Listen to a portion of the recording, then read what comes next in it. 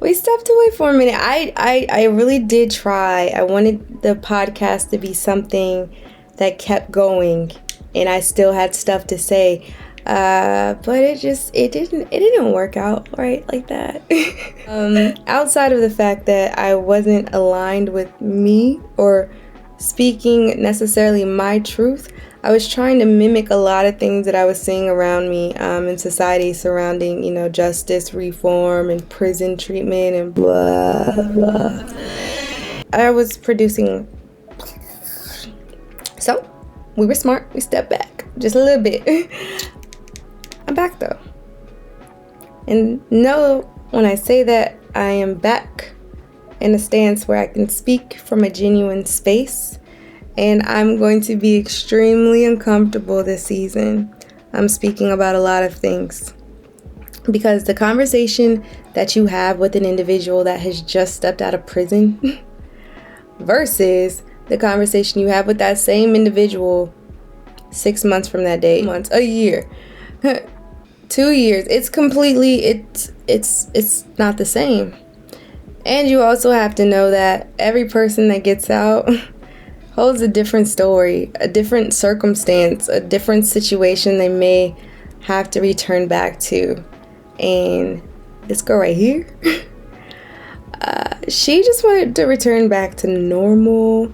In my head, I pressed pause on life, right? So I pushed a button, I pressed pause, and when I came back, everything was gonna go back to normal. Like, all my friends that I was, very close with, we were all gonna, it was gonna be like a thing, like, just slide right back in. You're right. I was immediately faced with a lot of individuals who felt kind of betrayed by me because I didn't tell them I was going to prison, or I didn't write them while I was in prison, or give them updates while I was in prison. I can't explain the mindset that I carried while waiting to go to prison. I suffered a very bad concussion, and there's a lot of days that I can't even speak on because I don't remember them at all, including the night that I got in an accident and was charged for a crime I didn't commit. But that's not either here or there, whatever. But it's like funny because one of my friends, he used to call me Goldfish because I would forget the conversations that we would have day to day. It was just crazy. And some of them I miss, but I respect it because I won't force a lot of things. But this is just one stance. We had to deal with employment. We had to deal with relationships and dating, and everyone coming off with this conception that Dominique is just so confident. It's like she got it. But people really didn't understand that I didn't feel like I had it. And it's got to be more people than just those that were incarcerated that deal with feeling punked by social media or Instagram or Twitter. Because the second you wake up, the grind begins. You don't go to sleep until you see results, until you see, your next move. And if you ain't got no money, it's because you sleeping. And it's like, wait, what?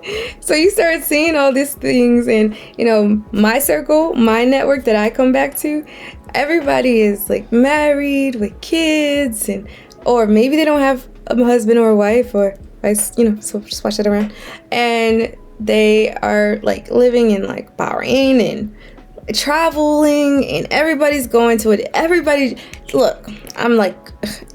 looks great, and you're just like, how do I catch up?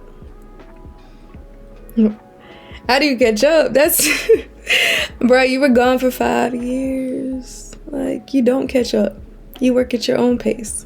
See, that's a good, that's what I wish I was telling myself, but that's not how that worked out. I went into overdrive, and I basically went into a self-destruction last year. It got bad. And I just wish that I just had more support.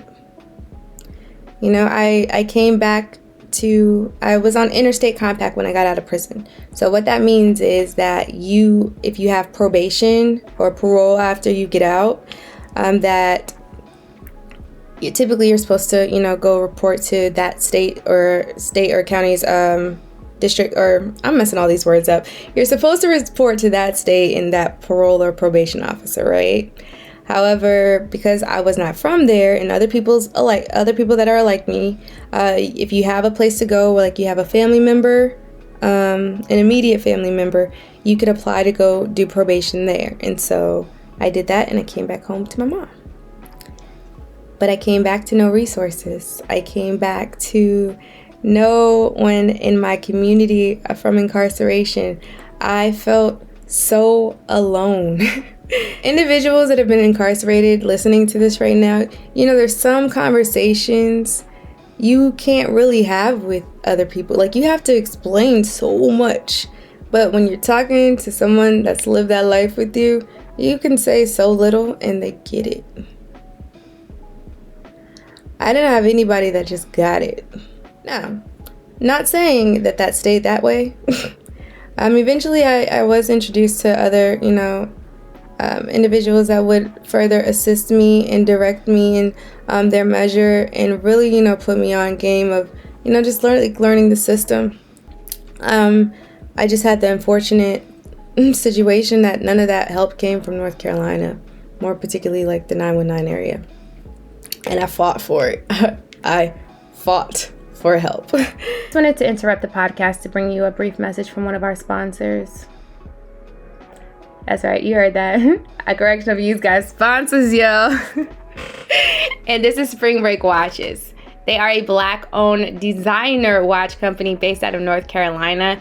Just showing their strong dedication to the community by naming each watch that they create and watch band after a school or community in the area.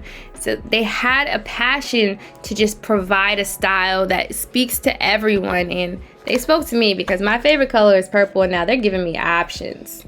I'm not even a watch girl, and I love their watches. Watches now sold in 100 Nordstrom stores across the country.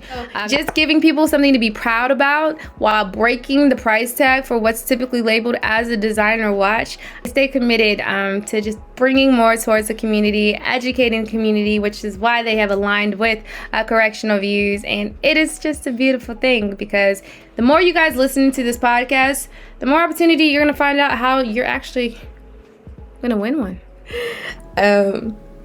I just remember feeling that I didn't qualify to get help from individuals saying that they helped those that had been impacted. I went to a meeting one time, and there was somebody speaking, and there were a lot of people speaking actually, and I felt like there was a common theme in stories that didn't match mine. And that was basically, I started off in this stance in life, which was probably deemed very low. And now I got a doctorate degree, or now I got my bachelor's and I'm doing this, or now I hold this position. And it's just like, wait a minute. Well, what happens if you didn't start like really, really low? And maybe I wasn't hooked on drugs, or maybe I wasn't shooting people or something. I don't know. What if I didn't start with that stereotypical story that, the world paints of how people become incarcerated? What if I was just going to a happy hour? I just wanted to know, and I never got feedback. Never. And so I felt that because I wasn't that story. I felt so, and I'm not speaking on anybody's like true feelings or emotions. I'm just telling you how I felt. I felt like I wasn't deemed broken enough to save. I didn't get therapy. I didn't get any resources. I didn't get help with medical, pointing me to how I attained medical assistance, employment. I literally had to lean on the assistance of Aggies. Once again, just in case you forgot, I don't know how you would ever forget, Aggies, North Carolina Agricultural and Technical State University. That part, always gonna say it. You're always gonna know Aggie because they won't let you forget it. But I really did, and that's how I made it. because any individual that's listening to this and they say, well, I helped her, I'm thinking about, okay, I might have met you and you might have done awesome and amazing things for me and allowed me to elevate to the stance I am as well. However, I promise you, and Aggie introduced me to you, they may not have had the answer specifically nor been able to relate to those things that have happened in the system, but they knew how to network, and they knew the people that knew the people that knew some other people, and so they made sure that those people knew my name. And so even with all of that assistance, it was still hard, because I just want to help everyone at this point now. Now it's no longer of how does Dominique gain knowledge for herself. I became like, how do I create a system that educates everyone? Not only, which was my primary focus in the mission of Correctional Views, to educate those that have never been aligned with the prison system or the justice system to value its true ness. Yeah, whatever word that was. It now became, it's like, yo, how do I find ways to educate people on different resources if they can't find them like I couldn't? Bruh, I just got medical insurance in January. No, I had it before that, but I went to my first doctor's appointment in January. Since prison, can we just highlight the fact that a play has like metal in her entire body? That's just my shoulder. Oh, and I'm saying that I don't want anybody listening on the podcast to think I'm crazy, but this is actually being recorded as well for YouTube. So players have options. Like if you want to see me playing with some other glasses, because I love glasses now, or just my expressions, you have the options to do that on YouTube now. Or if you just want to stay, at work and keep on grinding with the AirPods in, you got that option as well. But that became the shift in 2021. 2021, I made it my business to put Dominique Goodman first, because I wasn't. I was trying to save the world before I saved myself. Okay? I say we, because actually it was we. We got Dominique some help. I had a friend that was like, bro, he made sure that I was able to acquire a therapist. My mother stepped in and took care of some bills. And then finally, I had a position in work where I could pay for it myself. We got us together. And I focused on myself. And I did a lot of things for myself. A lot of dope things for myself. And then I was like, all right, cool. I'm good now. I can start working back for the team. I do know, and I will make it always a point to anyone, I will always come first. I have to make sure that I stay first at the top of that list, because if I ever fall again, nobody wins. But as long as I make sure that I'm good, which I've been doing,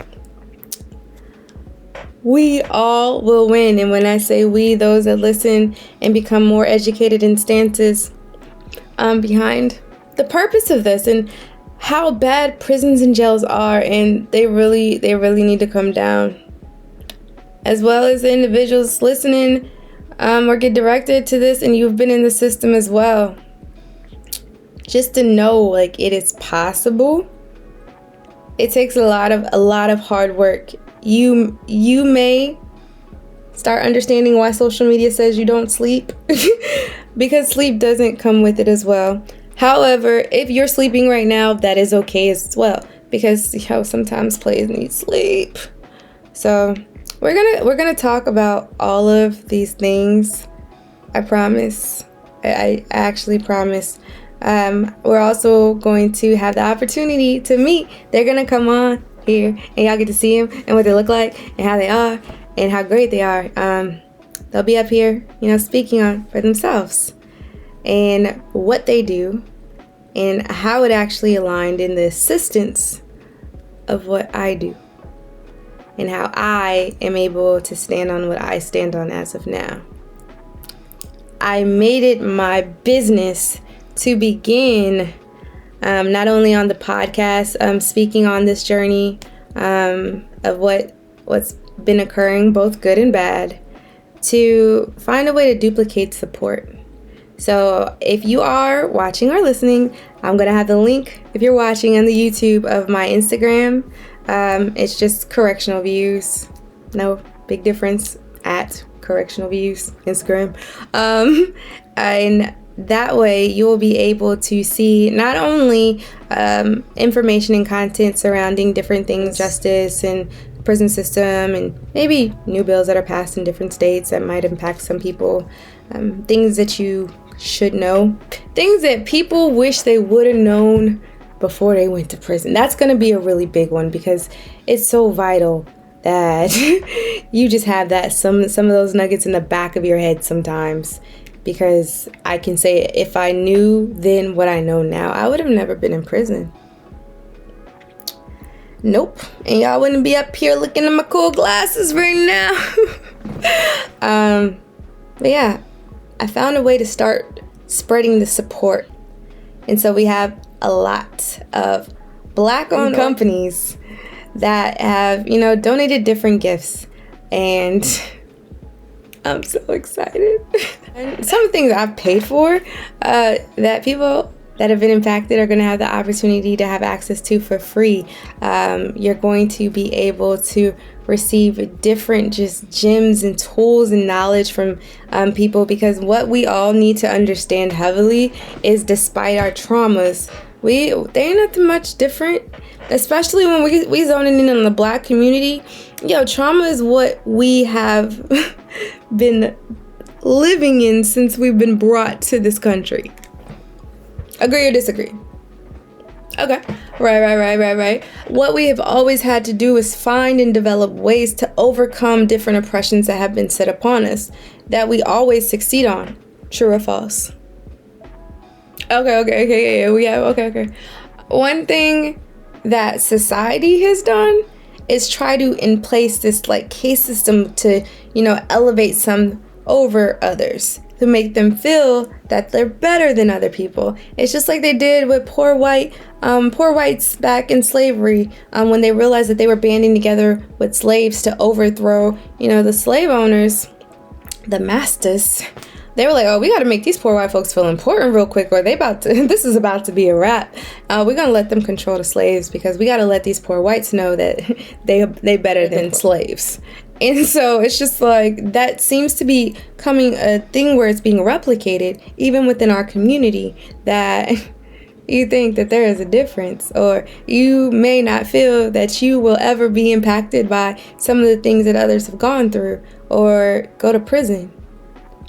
And if you feel that way, I'm just going to tell you to hit replay on season 1 and remember how I got there and the things that I wasn't doing. Okay? And I wanted to bring my worlds together. And I said, I'm going to figure out a way to create the support so everybody gets it. And guess what, y'all? You know what happens when you do hard work and you have a spirit within you that tells you that something is going to happen?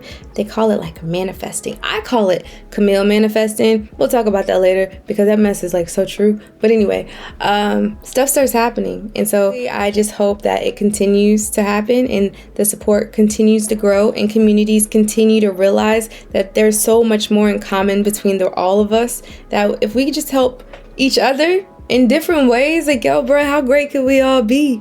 I feel like it would be amazing. Okay. So this whole episode, it was my I'm back episode. I don't really know if you're supposed to have an introduction, podcast or whatever. I don't know. But I'm having one. So there you go. And I'll be back next week. And this time, it's not I'll be back next week, we will. Me and my guest will be back next weekend. And he's actually the individual that kind of pushed me into all of this. That you'll find. It's just I keep talking vague, and I'm gonna just stop talking vague, because it's just I just don't want to ruin the story. I gotta let y'all know what happens or whatever. But I can't right now, today. So until the story continues, go to my Instagram page if you are listening. If you have not been impacted by the community, still share the information that you see, just in case somebody that has been impacted has the opportunity to see it because of you. Because let me tell you one thing. I am jealous of all the individuals that got to be in private, but there are way more people impacted than you realize. And some of them still need help, okay? All right? We got to do.